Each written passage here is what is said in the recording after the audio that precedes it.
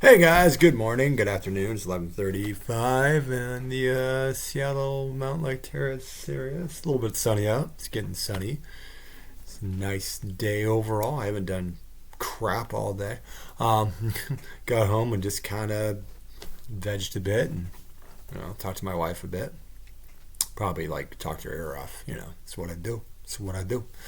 Yeah, well, welcome to Adam's Rambling Podcast number 3. Now, this one will have a specific focus. I know some of the other ones I just ramble out a whole bunch of shit. I'm going to try to focus this one a little bit more because in the last week we got the season finale of Yellowjackets season 2, and then we got the series finales of Barry and Succession. And I know some people say, "Oh, Ted Lasso too." I've never seen Ted Lasso. I don't have Apple, so I've never seen one episode of it. So I've heard it's good. I like Jason Sudeikis, yeah. And I'm a soccer coach, so I'm sure I'd enjoy the soccer. I don't have Apple, and I don't know. I have enough streaming services that I don't really want to like just get it to watch one show. It has to be a lot of other things I'd have to be interested in. But maybe I'll see it at some point. But that's not what this is about. I'll start with Yellowjackets, just because that's the show that most likely will be continuing. I believe they already ordered a season 3, I believe, of course, with the writer's strike. Who knows when that'll happen. But, for those of you who haven't seen Yellowjackets, Yellowjackets is basically, if you remember the big crash with the soccer team in the Andes, I think it was in the 80s or 90s, and then they had to resort to cannibalism. Well, it's sort of taking that premise basically as an influence, but it's taking a soccer team of girls, female identifying, whatever, and they basically have a similar thing happen. They crash into the wilderness, and their coach dies, and several other people. There's only a couple men. There's the soccer coach, assistant coach, and then there's the coach's 2 sons are the only males. Everybody else is, the rest of the soccer team. And of course, some of the soccer team members die too. And it's interesting with season 2 because it feels like there's these other characters. And I'm like, were they in this first season? Like we're flashing back to these characters, and suddenly there's more of them. They've multiplied somehow. But at the end of last season, one of the girls, Jackie, pissed everybody else off. So they're staying in this cabin basically. And they pissed her off so bad that they made her stay outside of the cabin, and then she basically froze to death. Positivity. That's in the flashbacks. During the modern time or whatever, we have a whole storyline going on with the at this time 4 survivors that we know of, because we don't know if anybody else is alive at this point. We know that the one guy, the older, Hobby was the younger one. I don't know every character's names, so just bear with me. I may look things up here and there. But full spoilers, by the way, if you haven't seen Yellowjackets, gonna spoil the shit out of it. So there you go. But anyway, in the future thing, one of the things Juliette Lewis's character, has had this relationship with the older brother, sort of off and on. They both had some drug issues and things like that, and dealing with everything that happened during that time. And you see a lot of flashback sequences where there's this whole antler queen or something like that, and they have antlers on, and it's really weird. But basically it's delving into that. But in the future, the one guy, he dies from hanging himself. So at least he made it off. We know he made it off the island. He made it off the island. He survived that. But like I said, it's kind of a mystery of who's going to survive, who might pop up, who might still be a survivor. There's several twists here and there where you think oh, this character's definitely dead, and then all of a sudden, hey, they're here. But anyway, the other characters, the main girl. Melanie Lazinski, that's her name. Yeah, she's kind of the main character, and she has this thing where she suspects this guy is trying to blackmail them, and then they get into a thing, and she ends up stabbing him by mistake. Kind of mistake, kind of oh god, I gotta kill him, And then you have the other girl. I'm gonna look at the characters. I'm just gonna do it because I watched the show, but I should know their damn characters' names. Why don't I know them? Let's look it up and see. Bear with me, kids. Bear with me. This will be a nice little podcast. I don't know if it's going to be 30 minutes or not, like the last couple ones, but I'm clearly very well prepared for this. This is really just on a whim. I also will be doing a Scream pitch thing. Pretty much the final one, I'd say. Because there's not really more anything else to pitch after last week. We just have like one more thing. All right, Yellowjackets. Let's see the main characters' names. All right, so we have Natalie is played by Juliette Lewis, adult version. Shauna is the main character. That's Mona Zinski. Misty, Christina Ricci.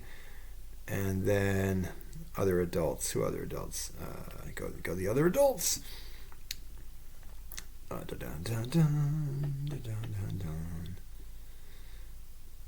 are they? Well, that's Vanessa. Well, she's not. Oh, her name's Vanessa. Oh, that's why she's called Van. Okay. Okay. Why am I not seeing her? Oh, there she. Taysa. Taysa. I think it's Taysa. Yeah, Taysa. All right. Those are our 4 characters that we're focusing on. These 4, and then we also find out that like Shauna had like her best friend Jackie, the one that they let freeze to death, that she had been secretly sleeping with her boyfriend before this whole thing, and they have a big kind of thing about that. That happens, and she's still married to that guy in the future too. Which she has an affair with this other guy because she thinks he's cheating, and there's a whole thing there. Taste has got this kind of weird, almost multiple personalities thing, where like she'll like. Where she killed a dog and had a dog in the thing, and her wife is freaking out, and but she'll have these moments where she kind of blacks out, and then she'll just do things.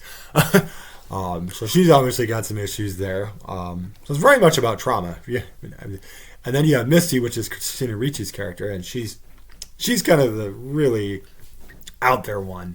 Like she's trying really hard to be friends and loyal, but everybody thinks she's just fucking crazy, and they all thought she was crazy then. She was always kind of the outcast of the team. I don't even know if she was actually a player. I don't know if she was like an assistant on the team or what, if I can remember. It's hard to bet. It's been a while since I watched the first season, but yeah. But anyway, so they're all kind of dealing with things. They're trying to cover up this murder, and then there's a whole thing. I forget what happens in the adult world at the end, but basically, yeah. So that's our main characters. Juliette Lewis wants to kill herself, but then she gets pulled away by another character who was a survivor, which we'll get into in season 2. So that was kind of a rough idea of what that is. So there's a lot of twist and intrigue and stuff like that. So season 2, we open up and they're doing a whole thing. And she's talking to basically this dead body, teenage Shauna is, of Jackie. And and so anyway, how are you? No pretzels this week, guys. I had a pear, though, which is pretty good. It was very ripe. Anyway, totally on point here. They start the season and, like, she's been talking, and she sees, like, basically a ghost of her talking to her and all that. And then she has this moment where she eats her ear because her ear falls off. And it's like, oh, okay, we're getting into the cannibalism now. And then they basically kind of, like, put her on a fire and then kind of, like, set her on fire to, say their goodbyes and all that. But then, like, in the middle of the night, this big, like, gust of, like, snow or ice or whatever just, like, hits the body that's been on this, basically roasting on this fire. And then all the girls come out, and it's like they're almost hallucinating that they're at a dinner table, but they're just like feasting on the fucking body. And the coach is just like freaking out. He's just looking at it like, oh my god, cannibalism has begun. So yeah, that was a really gross thing. Apparently, a lot of the teenage actors all like threw up afterwards. I can understand it because you're literally trying to interact that you're ripping this person's flesh and biting their face. I just like it's. Yeah, I thought Terrifier 2 was crazy. But yeah, so a lot of it's dealing with the future. Most of the season, Shauna's trying to avoid cops because they're starting to suspect. Her daughter's officer finds this picture that her husband's in on it to try to cover things up of this guy that got killed. Elijah Wood pops up, and he's kind of interested in Misty, and there's kind of this back and forth with them. And Lottie, who was one of the Native American character, I believe she's Native American. I think she is. She's kind of the one who's talking like the wilderness is helping us do these things. The wilderness is showing us the way and all this stuff. And it chooses. It's not up to us. It's this wilderness chooses. But she's like been through like the mental facilities and stuff like that for mental illness and stuff. But like now she's leading basically kind of this wellness area, kind of a cult. Let's just call it what it is. And that's where they took Natalie at. And so Natalie's kind of sort of accepting it, but sort of like, I just want to get out of here. And then Missy's trying to break her out. And then they all end up coming back there. And then Lottie's idea is, well, why don't we just do this? Let's all drink this thing, and one of these is poison, and we'll just let the wilderness choose. And then they do this other thing for the flashback scene, where basically I can't remember. I remembered all this shit. I'm amazing. I'm even trying to remember about the Succession and Barry. What happened to those? I'll be talking about in a little bit. But I'm actually recalling all of this. But so like I said, I'm not going to cover every single episode because it's hard to remember everything. But anyway, Javi had disappeared at one point because there's this weird thing in season 1 where they're all kind of, I don't know if they're on drugs or what, but they're all basically humping on the one guy basically. He's like, what the fuck? So there's a lot of like weird shit in this show, but it's always very playing on the wilderness of like the sort of this darkness surrounding them type of thing, and you're not sure if it's really trauma or is there something more supernatural going on. That's what's cool about it. But anyway, she's at this wellness center. In the flashback sequence, we find out they do this kind of drawing of a card, and whoever has the queen that's been slightly burned by the fire, basically is the chosen one to be eaten next. So it's like, oh, well, that's special. And then Natalie actually gets that card, so you're like, oh my god, like but she's alive so how's she gonna get it? So Javi, who's been disappeared and had come back and stuff like that, he's trying to get her to where he was staying this whole time because everybody just thought he was dead or frozen to death like Jackie.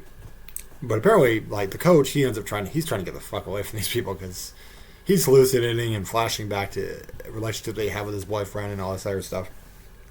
Because he's not eating. He's the one guy, he ain't eating no goddamn bodies. But like, so they're chasing Jackie, and then like Javi's trying to get her pretty much to that cave, but then like he falls in the ice or whatever, and like meanwhile they're all just chasing like wild, crazy people with weapons, and they're gonna basically kill Jackie and eat her, or not Jackie, kill Natalie and eat her. But when like Misty comes up and says, "No, just let him drown," and then she lets him drown. So then little Javi, this little 12-year-old boy, basically just he's the next to be eaten. So you kind of see that Natalie was trying to be the good one and the rebel, and she's just as bad as them, which ties into her trauma and drug use in the future. And we also find out that she's the Antler Queen. Everybody's been thinking that Lottie's kind of this leader and all that, but it's actually that Jackie's the one who's the one wearing the antler. Although speculation is that maybe there will be several people wearing that, because in the first episode you have this girl being chased into a pit, and I don't remember seeing that girl in this group amongst them. So maybe there'll be more characters popping up on this island somewhere, which is it's like Lost except with competent writing, and a freaking ending maybe. But anyway, back in the future, they're doing the same. They're trying to cover up the same. They basically, so that they can get, Elijah Wood helps them, so they blame the murder on a cop, and basically they get away. Her daughter, they do a drawing with a card, and this time Shauna gets it, and so they are chasing her, and Shauna's like, what the fuck, we're actually doing this shit? What the hell, guys?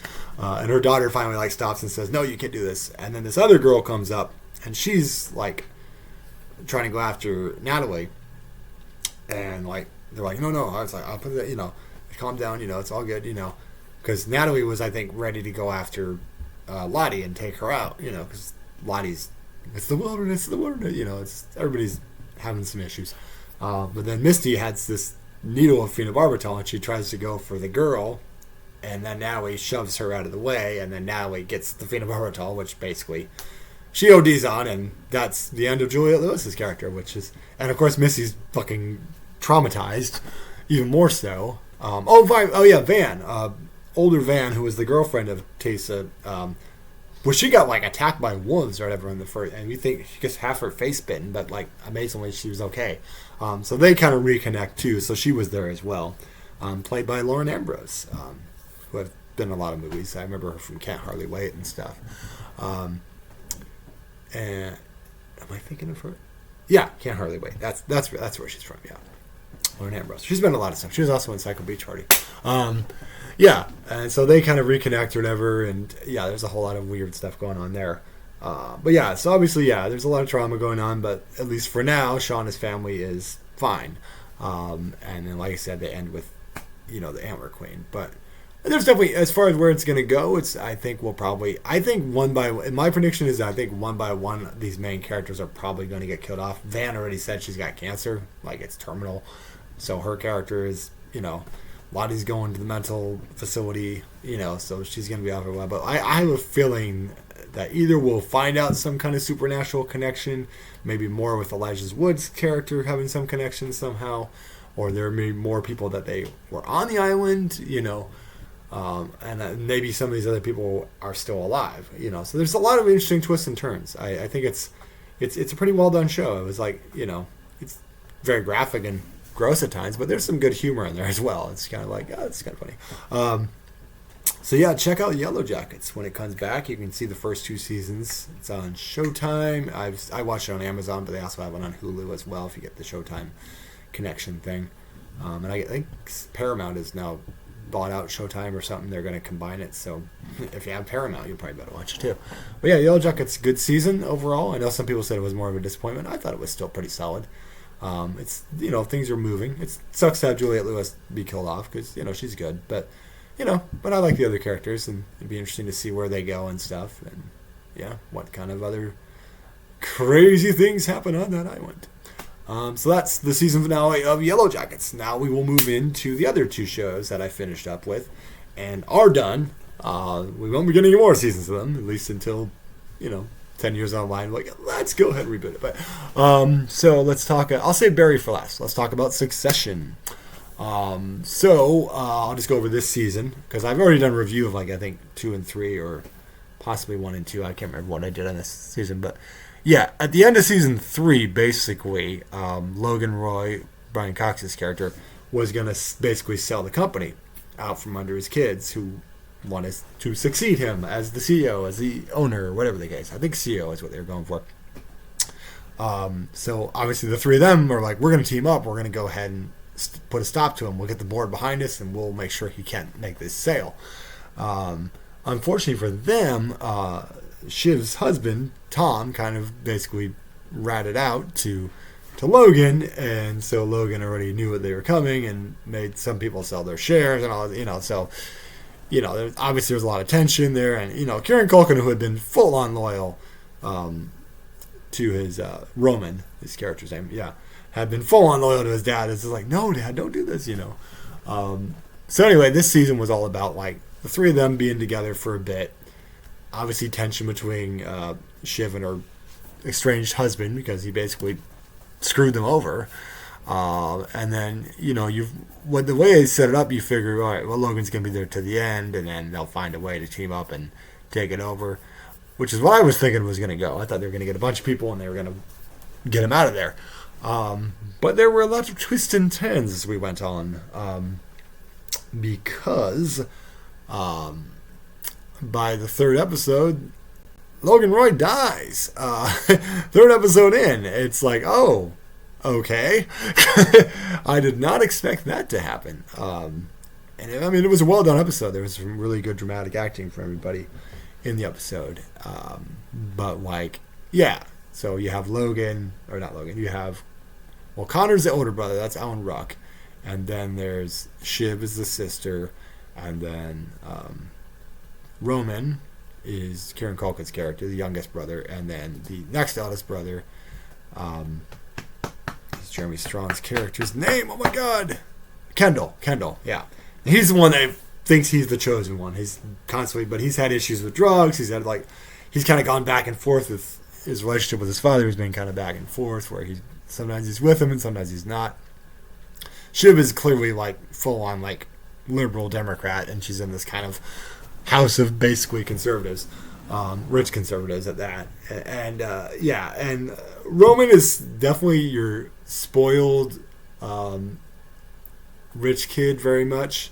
Just to give you guys some character ideas, very much a spoiled rich kid, kind of that trust fund kid that you like to punch in the face. Kind of like not that I watch the Kardashians much, but Kourtney Kardashian's the father of her kid, kind of that guy, but with a little bit more likable at least. Like this, who is this fuck? Yeah. So he's a bit entitled. He's kind of a racist. He's kind of there's a lot of that going on. But damn if Kieran Culkin isn't damn fucking entertaining. I have to good on him. And he has some good dramatic moments in this where you get to see kind of him, because he's obviously got this big issue where like he doesn't sleep with a woman, and he has this thing where he beats off, and there's a whole weird thing. A lot of weird shit happened on the show. But yeah, he dies, and then they're kind of trying to figure out, okay, well, how are we going to? They're going to try to negotiate how they're going to take care of this deal with this guy played by Alexander Skarsgård, one of the Skarsgård boys.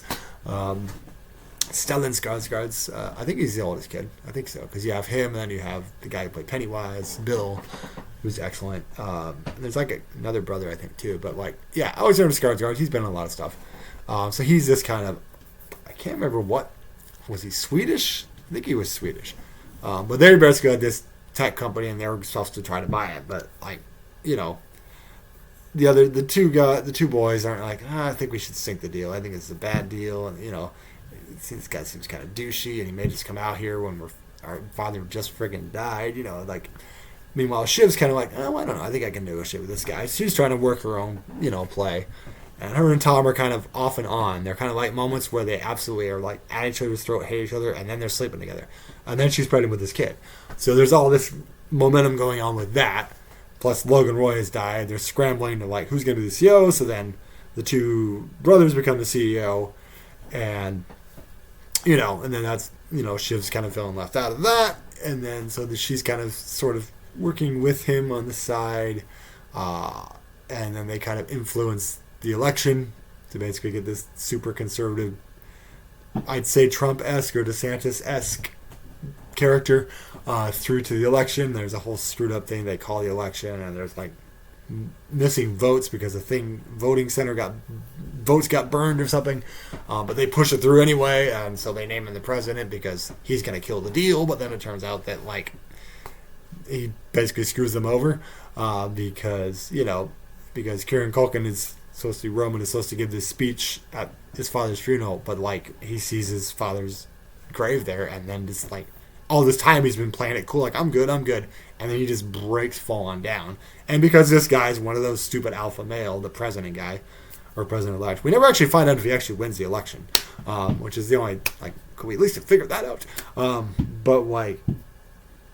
Definitely feels like a guy like, he showed his weakness. A man crying over his dead father. What a weak man. Because crying solely makes you weak or something, because emotions and shit. But alpha male shit. But yeah. But like I said, that was a good episode too. But yeah, and so anyway, meanwhile, Kendall's trying to get things on. He's making calls. Shiv's trying to balance this. Her and Tom have this real like blowout where they just tear into each other. But yet somehow they still have this weird connection. And meanwhile, Tom's thinking he's going to get fired because he's been the head of the basic Fox News takeoff, ATN. He has Greg. His relationship with Greg is such a weird one. Like, I kept expecting them to just make out. Because they had there's a kind of tension between them. Like I'm not unhappy they didn't go that route, but I could see people like, if I'm not into the shipping myself, but I could see people shipping them because they always had this weird kind of tension between them because like they're ready to fuck, but like there was this like, I don't know, for me I don't usually like to go that route because a lot of times people go crazy with the shipping, like, oh my god, those two guys got along, they gotta have sex, and it's like, okay, whatever, guys, that's whatever floats your boat, but like for that one, I'm just like, I saw tension there. I kept waiting for it to just like, okay, something's gonna happen, and they never happened. So, I guess I'm credit for them to not just lean into a shipping thing, but like I said, I like the actor playing Tom. He's pretty good. He played, like I said, Mr. Darcy in the Pride and Prejudice. He's going to be in Deadpool 3. He's pretty good. He's scummy, but he's interesting. And I really like the actress playing Shiv. Because when I first started in the first season, I was kind of like, I wasn't sure about her, but like she's really good. She really came into her own. The guy playing, all the actors on here are pretty solid. You got some good solid actors, some veteran actors, and some other actors. But so anyway, Yeah, and also Roman had this fallout with Jerry, who was the woman who basically was he had this weird motherly thing with her, where it was kind of sexual, where she would tell him to go masturbate in the corner. It was a weird thing, and he would send her dick pics. It was such strange. But then he like got all power hungry and kind of went off on her and all that, and so she's pretty much like, I could have made you, kid, and you fucked up, you know. So he's kind of dealing with some issues there, obviously. And meanwhile, so most of the final Succession thing is that they're trying to basically figure out that Tom is going to be the CEO, because Shiv has been promised, like, I'll be the American CEO. I'll go against my brothers. Fuck them. I'll be the American CEO. But then they find out that he doesn't want a partner. He wants someone that can just be kind of a figurehead for the American thing, because he's a Sweden company and they won't make the deal. And he's already convinced this president-elect guy he'll let him do it as long as there's an American CEO. Yeah. So it comes down to like our fight to the thing. And the three of them are like, we got to round these people up. We got to round this board member up. Let's get the votes for them. Let's kill this deal. And they basically look like they've got it made. All three of them are together. They're united. I mean, obviously still some issues here and there. Roman's like, why can't it be me? They decide that Kendall's going to be the CEO, and that's what they're going to go with. And then they're going through the votes, and everybody has their votes, and it gets to Shiv, and she says, I need a minute. And then she finally just like says, no, I can't make you the CEO. So basically she kind of screws him over. And so then she votes for the deal to go through, which means now Alexander Skarsgård owns that company, and Tom is the CEO, and basically him and Roman get nothing. You know, they'll still have money. They're not going to be destitute in the streets, but like, as far as getting that father's legacy, taking that father's legacy into the, you know, now it's just got bought by some Swedish company, you know. So I think it's interesting too. On one hand, you sort of hate Shiv a little bit, but at the same time, they're all kind of assholes. So it's kind of like, you don't feel too bad, because at the same time, it's a bunch of rich white folks just trying to, own a big $1 million company, and they're still already fucking rich. So it's not like they're going to be hurting, you know. But I mean, as I said, it's well written. And well acted, so I think that's the attraction. Like, I know some people, it's not going to be everybody's cup of tea. I fully admit that. I did not think I would like it. It's very much like when I first heard about House of Cards and whatever the Kevin Spacey stuff. We won't get into that. But when you first watch House of Cards, you're thinking, I'm not going to like this. But as soon as you start watching it, because I think about politics, I fucking don't like politics at all. I'd rather just not even discuss politics. But like, watching that show was so good. And that's the same thing I kind of felt about this show. Like, I wouldn't think that I would like a show about a bunch of rich white guys wanting to succeed their father's company. But you have Brian Cox, who's an excellent actor, and you have a lot of excellent actors. And it's kind of funny, too. Like, it had some good humor in it as well, which is what I liked about The Big Short and stuff, too. Because, it's dramatic, but there's still some humor. And my God, I love that fucking theme, man. I want to get that. I want to download that theme, because that Succession theme, and just all the little old pictures. I even found myself in the soccer field doing the thing where he's walking around with the thing. I'm walking around this field with my arms behind my back like I'm a waiter. I don't know. It's a badass song. Like, listen to that theme and tell me you don't fucking... It just draws you in. So, yeah. I really enjoyed it. Was I overall satisfied that Tom ends up being the CEO? I didn't care, really. It's like, okay. On one hand, I'm like, I felt kind of bad for them. But at the same time, I'm like, I mean, this type of stuff happens all the time. You know, we sell companies to China or to other European companies. It happens. It's just money over money. This company merges with this company, and then everybody's billionaires. Disney does it all the time. It's just like, yeah. But it's interesting to see kind of this kind of dynamic of this rich family, and they want to take over their father's thing, but he doesn't want to step down, and he's like, well, it reminds me very much of the McMahon family, very much. I mean, you think about it, Triple H is, if you watch wrestling, Triple H is basically in charge of the creative, and he's the son-in-law, so kind of just like Tom. And then you have Shiv, is basically Stephanie McMahon, and then, I mean, there's two brothers, so Shane doesn't have a brother, but, you could just combine them as Shane.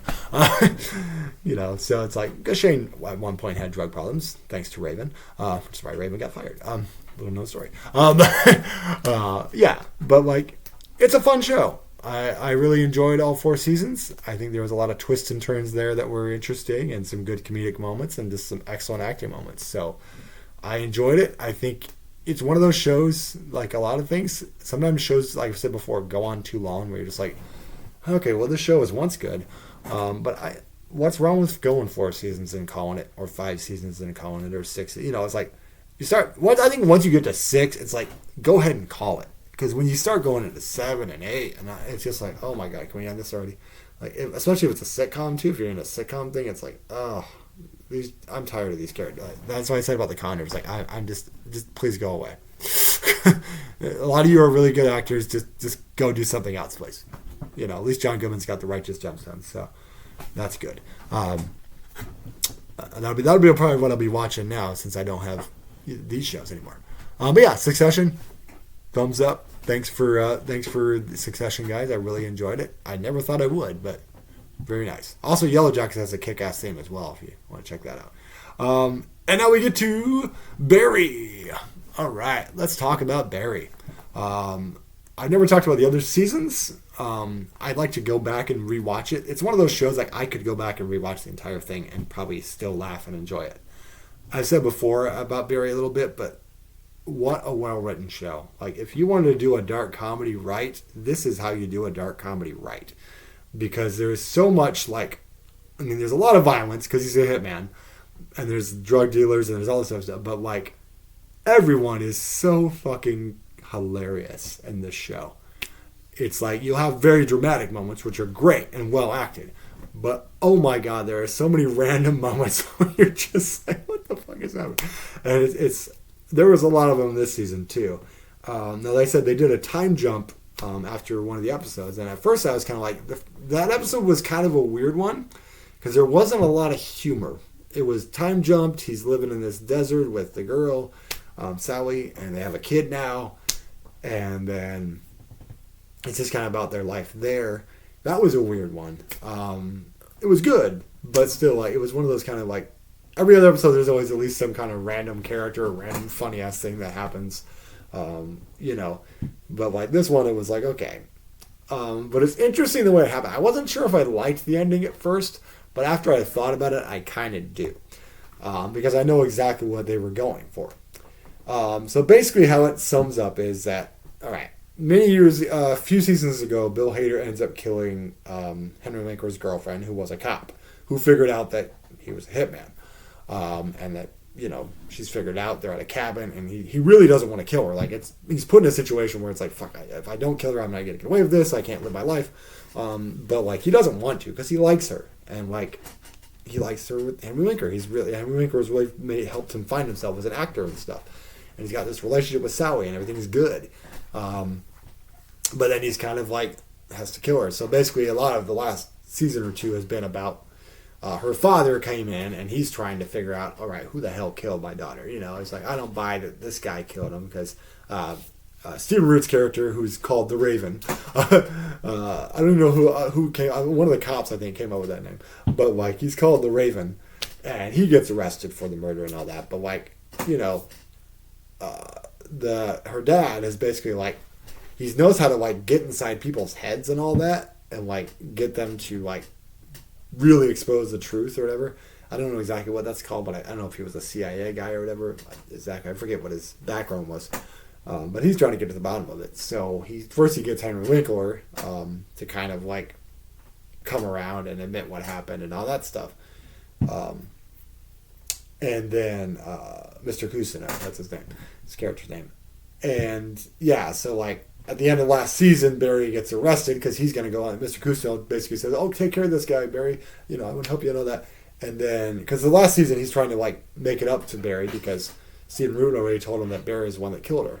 So all this time you have these moments where he wants to kill Barry, but his gun falls apart, and it's just it's clumsy, hilarious stuff. So yeah, then we get to.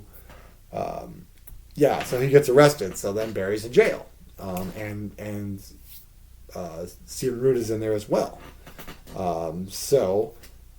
What happens is that excuse me, pardon me, drink some pop, wake my ass up. All right, so we're almost done, guys.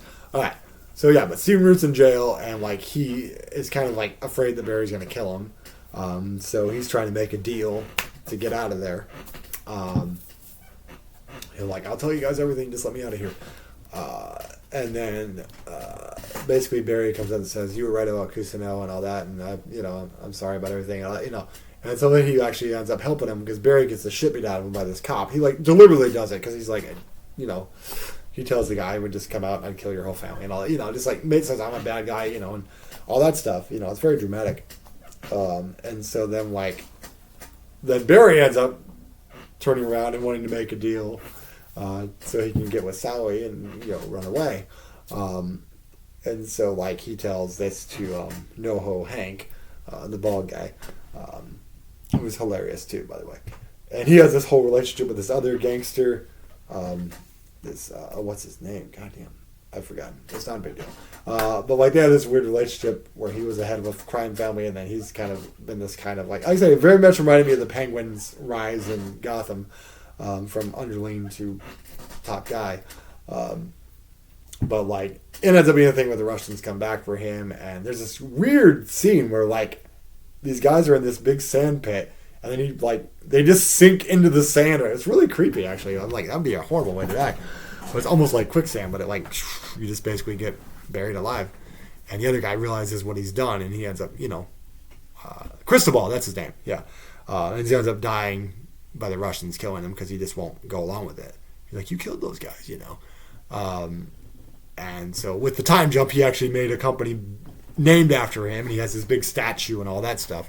And he's just kind of typical businessman. He's not really doing too much. He's got some people. Meanwhile, Stephen Root says they're going to kill him. They're he hired a hitman to kill Barry when he's trying to give away the information so he can break out. And so Stephen Root's like, they're going to kill him. They're going to kill him. He feels bad. He's like, I can't turn on Barry, And Stephen Root just gets the shit beat out of him. And it's funny for me for a moment because the guy who's the warden was also in Office Space with Stephen Root. He was the jump to conclusions guy. So here we have the jump to conclusions guy beating the shit out of poor Milton. Damn you! I was just waiting for Ron Livingston to walk in for a minute, but yeah. And so then they're in the room, and I'm looking at this guy, and I'm like, it kind of looks like Fred Armisen. Because he's got the assassin's kind of super nervous, he's got this face, and I'm like, kind of looks like Fred. And it turns out it was Fred Armisen, which is nice SNL callback. And he ends up, messing up and, gets his blame off, and that's how Barry escapes. And he runs off with Sally, who's given up because she's been trying to be an acting teacher. Kusino gives her a class, and then all of her class run off because they're like, you're a horrible person. Because she had gone off on this girl for stealing her idea for a show, and basically went viral for it and became unlikable C word. I won't use it here, but or something like that. I think that's what it was. But so she basically runs off with Barry, and that's kind of how we do the time jump into I think it's about 5 years in the time jump. Like I said, they have a kid now. She's working as a waitress, but she wears a brown wig over her blonde. And so then Kusino had also disappeared. He had been locked in a cabin. He thought Barry was breaking in, and he accidentally shot his son. And then he runs away, and he comes back, and Henry Winkler has this long white hair and this long shaggy beard. So it was the most ridiculous Henry Winkler's ever looked. And so he's trying to put a stop because they're going to try to make a movie about Barry and being a hitman and all that sort of stuff. And he's like, I want to put a stop to this movie. But then he gets this call. And meanwhile, he's doing this whole thing. We have to put a stop to this. He was a murderer. He murdered my girlfriend and all this stuff. And he, oh, sorry, that froze up for a minute there. Sorry about that. That was weird. Let me turn the charger off for now. That might be affecting it. Sorry about that. I froze for a minute. I'm back now. All right. So, yeah. And so what happens is Barry is going to kill him because he's like, I have to kill Mr. Kusino. He's going to talk. We have to shoot him up. And Sally ends up falling in there with her son, try to, reason with Kusino and all that. Yeah. So anyway, yeah, basically, where am I going? I'm jumping ahead already. I'll get to it in a minute. But yeah, so he's going there to kill Kusino, but the detective's father captures him, and he's got this weird thing on his eyes where he can he messes with their mind, and he can see people, and he's trying to talk to them, but he can't actually talk to them. It was interesting. It was a really interesting scene. But he says something about giving the $25,000 to Gene Cousineau, and he's like, wait a minute, so that triggers, in his head, like, wait a minute. So meanwhile, Gene Cousineau had told the reporter this entire story that he wasn't supposed to say anything to, but he's an actor and he has to be dramatic.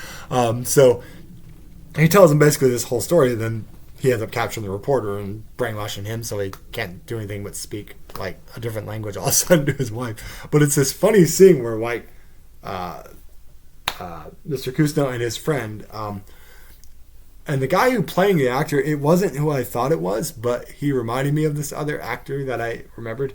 But he was fucking hilarious too. Like he's like, they have this moment, and it's just, they do this camera angle where they break into this guy's house, and then like he runs in the kitchen and crashes into these pans, and he's like, "Oh, that's the kitchen. Hold on." You don't actually see him do it. You just hear this noise. And he's like, "Oh, that's the kitchen." And then you don't see it. And then the wife is there of this reporter, and he's just like, they broke into this house. And then Gene Cousineau's just like, "Oh, hi, I'm Gene Cousineau. We're looking, just like completely nonchalant, like, oh, we're just broke into your house and shit and made a bunch of mess in the kitchen, but we're just here." So that was hilarious. Just more hilarious scenes. So anyway, like I said, Gene Cousineau gets a call from this other reporter, and he says, "Hey, I want to meet you, and Daniel Day-Lewis is interested in playing the role of you. He wants to come out of retirement to play you." And it's like, oh wow. So at first he was going to boycott this movie. Now he's like, well, hell yeah, Daniel Day-Lewis playing me? That's awesome. But it turns out he goes to the studio to meet this guy, and he walks in, and there's all the cops. So now Detective Father feels that he was paid essentially this money, and he took this money, which he figures is drug money and related to the drug money, and that basically he put Barry up to this shit. Like he hired Barry to, kill his detective because she was getting too close or whatever. So it's this whole thing is like, wait, what? And obviously, this is not what happened at all. Barry just killed his girlfriend, but because he took that money, now he's suspicious, and they think maybe he's it. So he's hanging out with his friend and all that, and he's trying to he doesn't understand what's going on. He's losing it all and all that stuff, and his son has disowned him and all this other stuff, and so they're building a case around that. And then Barry goes to face off. What happens is that Sally and the kid get captured by NoHo Hank to try to get into them because Stephen Root's character, who is now going by the Raven, he has a whole gang of guys who respect him for taking all those beatings, and he's got all these tattoos, and he looks ridiculous too. It's funny. And he picks up this woman along the way, just this coffee man. He just kind of gives her the eye, and her and her daughter just come up, and meanwhile NoHo Hank doesn't want anything to do with him because brings up Cristobal, and then he has him he says, "Oh, we're going to send a missile over to take them out." He sends some people to take them out, and all four of the guys get their heads chopped off and sent in a box with heads. And then he says, "Let's just send a missile over there to blow up that place we put him up in," and the missile completely misses, and he only had one missile. So then there's this nice scene too where like Stephen Root is like telling the woman and her daughter, "So we understand that this was traumatizing for you to watch us chop men's heads off and all that. So how can we do better in the future?" And this one guy's like, "Maybe we just put him in the other room and we put some TV on." There's just like a lot. It's, like I said, I can't do it justice. It's hilarious. So anyway, so then it's going to be a showdown.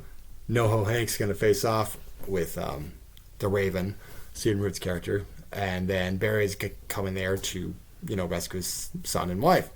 And by the way, Barry's all super religious now too. Like he's listening to these Bible quotes on the way to try to kill Cousineau, and each one is progressively more telling him, it's not really a sin if you kill this guy. If you do it for justified reasons, it's cool. It's pretty funny in a dark way. But anyway, there's this big shootout basically between between NoHo Hank and Stephen Root, and Stephen Root kind of just looks like he's starting off really tough, but then like he looks at Barry's son, and I think he really sees, because we had this flashback scene where he meets Barry as a kid, and I think he saw a lot of, so he ends up like covering the kid so the kid doesn't get shot. Like, everybody else gets shot. The entire gang shoots, and you see him like, ah, you know. And it's actually hilarious. For a shootout, it's really freaking hilarious. And then NoHo Hank dies gripping the statue's hand, you know. And that guy needs to definitely get more work because he's great. I think he'd be a good Lex Luthor, honestly. He's already got the bald head, you know, works. And I think he was convincing. He's very good. He's funny as hell, too. But, like, he's good in the dramatic parts, too. And then Barry and him Stephen Root have this kind of knowing, kind of just like, almost like a we're cool thing. Because Barry was prepared to go in there, and he's like, I'm going to get shot at, I'm going to die. He's prepared to die. And then he tells Sally, like, yeah, all right, I think this is good. We'll just go back in the morning. And she says, hey, I think you should turn yourself in. It's the only way to really make it right. And he says, oh, no, that's not what the Lord has, you know. But then he wakes up, and they're gone, and he freaks out and thinks that they went to Kusno's. So he goes to Gene Cousineau's house, and the friend is trying to leave, and Cousineau's in the room, and he's got this gun that was given to him by Rip Torn. It's the same. I think it's the same gun that he had fallen apart when he tried to shoot Barry before. But then in this moment, Barry's talking, and he's going to turn himself in, says, call the cops, I'm going to turn myself in, and then bang! He gets shot in the chest.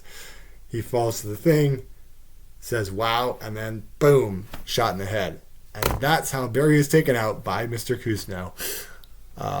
You know, this trained Marine who had just been this ruthless hitman gets taken out, and he just says, wow, which is actually the name of the episode. So, tragic ending, certainly. We do another time jump, and by this point, Gene Cousineau has gone to murder for both the murder of Barry Berkman, this heroic but tragic Marine, and also the murder of his girlfriend that he didn't actually do. But then you get this great... his son is grown up, played by the kid from It, who played Bill, the teenage version of Bill, and he's been in a lot of other stuff. And Sally's a drama teacher now, but she still kind of has that same kind of awkwardness to her. But yeah, Cousineau's locked up, and they have this great Hollywood type of movie where they basically just paint Barry as this poor victim, and then this other actor playing Cousineau's just like, yeah, you're gonna kill this person for me, and yeah, and you know, you're gonna take orders, and it's just this whole thing of like, it's so perfect in a way, because I'm like, at first I'm like, oh, that's kind of, why are they having poor Cousineau? But like at the same time, it's what Hollywood would fucking do. It's totally what Hollywood would do. They would it's how they glamorize serial killers, you know.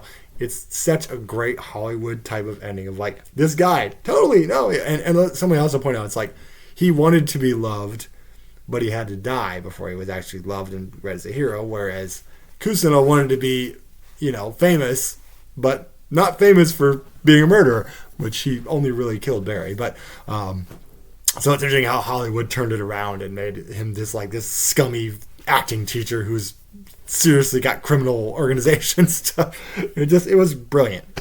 So applause. I will definitely miss that show. I definitely will watch it again. I want Anna to watch it with me sometime so she can enjoy it, because if you want to laugh, guys, it's freaking hilarious. Like, it's some good, like I said before, great dramatic moments and stuff and acting and stuff, but there are just so many random moments that come out of nowhere sometimes where you're just like, that's fucking hilarious. It's fucking brilliant, even in a dark way, but it's freaking hilarious.